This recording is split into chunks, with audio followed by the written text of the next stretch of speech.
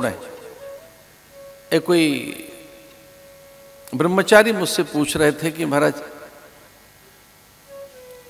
रोग के काल में क्या करना चाहिए।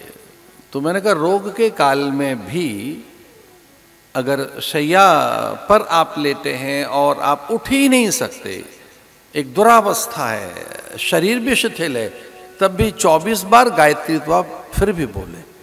अगर सुध है, आपको स्मृति है, आपको किंचित स्मृति है, अपने आपको ये पता है कि आप रोग शैया पर हैं और संध्या वंदन नहीं कर सके, तो भी 24 गायत्री तो आप करें, ऐसा शास्त्र कहता है। जिनके नियम हैं संध्या वंदन के, उपासना के, व्रत के, अर्घ के, पूजा के, पारायण के, दान के, परमार्थ के, उन्हें कभी मत छोड़ो, कभी भी नहीं। उन्हें उत्सव में छूटते और न कभी किसी बड़े आयोजन में, कभी नहीं छूटते। नीतियों को कभी मत त्याग देना, दान और व्रत को, सेवा और परमार्थ को कभी मत त्याग देना। आपने अपनी श्वास कहाँ त्यागी है? जब आप श्वास ले रहे हैं, और अगर आप श्वास ले रहे हैं, अन्न और जल ले रहे हैं, तो साधन भी न छूटे आपका। ये शास्त्र का निर्देश है कि अगर आप श्वास ले रहे हैं, अन्न जल ले रहे हैं, औषधि ले रहे हैं, तो फिर व्रत क्यों छोड़ रहे हैं? फिर महाव्रत कीजिए। उसमें व्रत बताए गए हैं कि कौन से व्रत किए जा सकते हैं।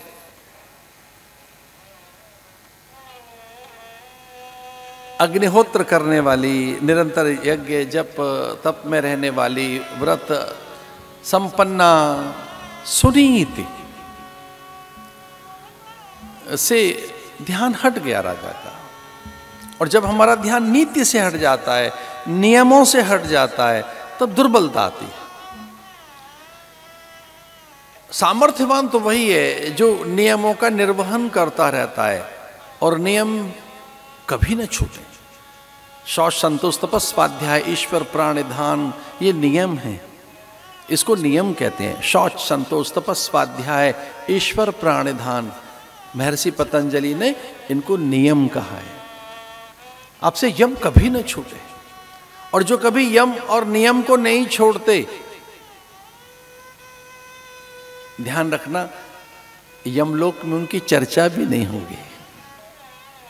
कौन है ऐसा व्रती जिसकी यमलोक में चर्चा नहीं है?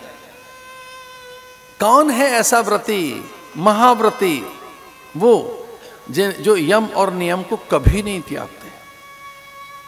तो नियम कभी मत त्यागना। शौच संतोष तप स्वाध्याय ईश्वर प्राणिधान, नियम है ये। और इससे पहले है यम। और अगर यम आपने साध लिए तो देव अनुकूल हो जाएंगे। देव टकटकी लगाकर देखते हैं उनकी ओर कि किन्होंने यम सिद्धि की हुई है।